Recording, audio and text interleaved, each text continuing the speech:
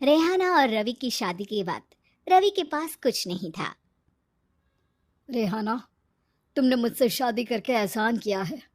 मुझसे ज्यादा तो तुम कमाती हो। अरे तो क्या हुआ, एक दिन आएगा रवि कि तुम खूब पैसा कमाओगे। मुझे तुम पर पूरा विश्वास है। रवि और रेहाना खुद को स्टैंड करने के लिए पूरी मेहनत करते। रेहाना, मैं नौकरी नहीं करना चाहता हूँ। तो कोई बात नहीं, मैं नौकरी करके घर चलाती हूँ, तुम बिजनेस सेट करने की कोशिश करो। एक दिन रेहाना, तुम जानती हो, मैंने जो विज्ञापन बनाने वाली कंपनी खोली थी ना, उससे बड़ी ब्रांड का ऑफर आया है। अब हम लोगों के दिन प्यारे न्यारे हो गए हैं। मैं जानती थी रवि कि एक दिन तुम सेटल हो जाओगे। रवि का काम अच्छा चल जाता है। एक दिन वो रेहाना से कहता है, रेहाना, अब हम लोगों का बच्चा भी हो गया है। बहुत छोटा है वो। उसका ख्याल कैसे रखेंगे हम? कैसे क्या, मैं गांव से माँ को लेकर आ जाती हूँ। नौकरी से हाफ डे ले लिया करूंगी। अभी तो वो छोटा है, स्कूल जाने तक मैं मैनेज कर लूंगी। देखो रेहाना, मैं अब अच्छा कमा रहा हूँ। तुमको नौकरी करके परेशान होने की कोई जरूरत नहीं है। अरे कैसी बात कर रहे हैं, मैं अपनी लगी लगाई नौकरी कैसे छोड़ दूं? और मैंने तो सुना है हम लोगों को कुछ ही महीनों में सरकारी नौकरी मिल जाएगी। सरकारी नौकरी में कितना कमा लोगी? उतने में तो मैं ड्राइवर रख लूंगा। रेहाना को रवि की बात का थोड़ा बुरा तो लगता है। कम से कम मेरी नौकरी की इतनी बेइज्जती मत करो। भूल गए, इसी नौकरी के बदौलत तुमने अपना बिजनेस खड़ा किया है। अरे वो तो मैं किसी के भरोसे भी कर लेता। देखो, अपने बच्चे को संभालो, घर का काम करो। अब बाहर जाती तुम अच्छी नहीं लगती हो। रेहाना रवि के कहने पर नौकरी तो छोड़ देती है, लेकिन अब बड़े से घर में उसकी कीमत किसी नौकर से कम नहीं होती। एक दिन रवि का दोस्त आता है। भाभी, हम लोग तो आपको तब से जानते हैं जब से आप लोग शादी होकर इस शहर में आए थे। आपकी बदौलत ही सारा बिजनेस खड़ा हुआ है। ये किस्मत तो आप ही की है भाभी। हाँ हाँ भाई, हमारी मेहनत तो कुछ है ही नहीं। अरे होगी, लेकिन भाभी की किस्मत के आगे कुछ नहीं। दोस्त वहां से चला जाता है, लेकिन रवि का गुस्सा सातवें आसमान में होता है। देखा कैसे बोल रहा था? अरे बिल्कुल अच्छा आदमी नहीं है ये। कैसी बात कर रहे हैं आप? प्रशांत भैया तो बहुत अच्छे इंसान है रवि। कैसे उन्होंने हमारे मुश्किल वक्त में हमारा साथ दिया था। अरे था पैसा तो साथ दिया, नहीं तो कौन पूछता है? रवि का व्यवहार पैसा आते ही अलग हो गया। वो बंदे को बंदा नहीं समझता। घमंड से घिरे रवि ने तो एक दिन हद ही कर दी। रेहाना, मैं अब तुम्हारे साथ नहीं रह सकता हूँ। क्या क्या बकवास कर रहे हो रवि? क्या कहना चाहते हो?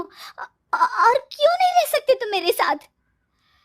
देखो, मुझे कोई और पसंद है, और उसके साथ रहने पर बस यही शर्त रखी है कि मुझे तुम्हें तलाक देना होगा। रेहाना, जो कि एक स्वावलंबी महिला थी, उसने बिना देर किए रवि को कह दिया, कोई इश्यू नहीं, मुझे पैकिंग में 4 दिन का वक्त लगेगा, लेकिन तब तक मैं तुम्हारे साथ नहीं रहूंगी। 4 दिन के लिए तुम कहीं और शिफ्ट हो जाओ, मैं घर से निकलूंगी तो बता दूंगी। रवि घर छोड़कर चला जाता है। रेहाना को दुख होता है, वो रोती है, लेकिन व्यवहार से स्ट्रांग रेहाना को पति के वापस आने का और उसे सबक सिखाने का पूरा भरोसा था। फिर एक दिन, अरे शुशिका, कब शादी करोगे तुम मुझसे? यार मैंने तो सोचा था तुम शादी से पहले मुझे विदेश लेकर जाओगे, महंगी कार दिलाओगे। अरे सब दिला दूंगा, लेकिन पहले मुझसे शादी तो कर लो। हाँ हाँ, क्यों नहीं। मैं कुछ दिनों के लिए अपने मम्मी पापा के पास जा रही हूँ और लोगों से अपनी शादी की बात करूंगी। अरे शुशिका, कैसे रहूंगा मैं तुम्हारे बिना? अब तो शादी ही होने वाली है हम लोगों की। शुशिका रवि को छोड़कर चली जाती है। रवि घर आता है, जहां रेहाना को ना पाकर उसे सब अजीब लगता है। घर तो रेहाना के बिना कुछ नहीं है। बच्चे की याद भी आ रही है। चलो एक वीडियो कॉल कर लेता हूँ। रवि रेहाना को वीडियो कॉल करता है, लेकिन रेहाना फोन नहीं उठाती। रात को सोते वक्त मन कर रहा है मुन्ने को गले लगा लूं। चलो कोई ना, शुशिका से शादी के बाद मेरे और भी बच्चे होंगे। अगले दिन रवि ऑफिस जाता है, जहां टीना खड़ी होती है। सर, आपने अपने नए ऐड के लिए मॉडल की रिक्वायरमेंट डाली थी ना, मैं उसी के लिए आई हूँ। रवि टीना को देखकर खुश हो जाता है। अब शादी हो गई है तुम्हारी? नहीं सर, बस अच्छा सा हैंडसम और अमीर लड़का देख रहे हैं मेरे मम्मी पापा। रवि के दिमाग से तो टीना को देखकर शुशिका का ख्याल भी खत्म हो जाता है।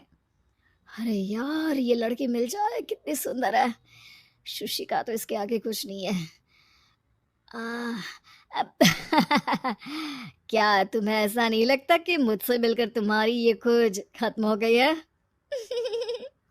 आप ना, आप तो 2 बच्चों की पापा लग रहे हैं। अरे नहीं नहीं, मेरी शादी तो हुई थी, लेकिन बीवी को किसी और से प्यार था, मुझे छोड़कर चली गई। खैर, टीना की दोस्ती रवि से हो जाती है, लेकिन 1 महीने बाद शुशिका रवि के पास वापस आती है। मेरे मम्मी पापा तुमसे मिलना चाहते हैं, लेकिन उन लोगों को ये मत बताना कि तुम पहले से शादीशुदा हो, और हाँ, शादी से पहले अपनी सारी प्रॉपर्टी तुमको मेरे नाम करनी होगी। अरे पागल, अब मैं तुमसे शादी ही नहीं करना चाहता। भला ऐसी लालची औरत से कौन शादी करेगा? तभी वहां टीना आ जाती है। रवि, ये पागल सी औरत कौन है? देखो, तुमने ही कह दिया ना पागल, तो पागल ही है। पता नहीं कौन है, कह रही है शादी कर लो, लेकिन शादी से पहले अपनी सारी प्रॉपर्टी मेरे नाम कर दो। बोल तो सही रही है। वैसे तुम जानती हो, मेरी एक सहेली है, उसके पति ने उसे पैसा आते ही छोड़ दिया, जबकि उसको खड़ा करने वाली ही मेरी सहेली थी। और मुझे भी भरोसा नहीं है। अगर मैं भी तुमसे शादी करूंगी तो तभी जब तुम मेरे नाम अपनी सारी प्रॉपर्टी कर दोगे। अरे हाँ हाँ, क्यों नहीं, बिल्कुल कर दूंगा। रवि और टीना की शादी की तारीख तय हो जाती है। वो अपनी सारी प्रॉपर्टी के कागज लेकर शादी वाली जगह पर पहुंचता है, लेकिन वहां टीना आती नहीं।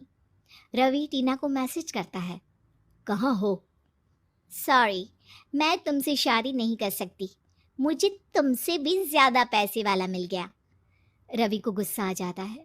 वो गुस्से से सारा डेकोरेशन तोड़ रहा होता है कि वहां रेहाना आ जाती है। सर, क्या हो गया? क्या डेकोरेशन पसंद नहीं आई आपको? अ, तुम यहाँ क्या कर रही हो? मैं यहाँ की डेकोरेटर हूँ। क्या आपको पसंद नहीं आई यहाँ की सजावट? रवि दौड़कर रेहाना के गले लग जाता है। मुझे माफ कर दो रेहाना। रवि रेहाना के गले लग जाता है और रेहाना टीना को थैंक्स का मैसेज